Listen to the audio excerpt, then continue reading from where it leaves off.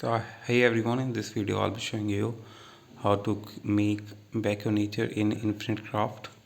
First of all, drag water, fire on top of it to create steam, then drag earth over steam to create mud, and then drag earth and wind over it to create dust, and just drag fire on top of dust to create ash, and ash with water to create puddle.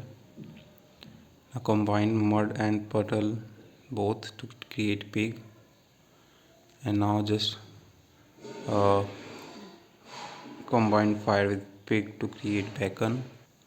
Now use two fire to create volcano and combine volcano with bacon to create baconator. That's how you can create baconator in Infinite Craft. Hope you like it. Thanks for watching. Bye bye.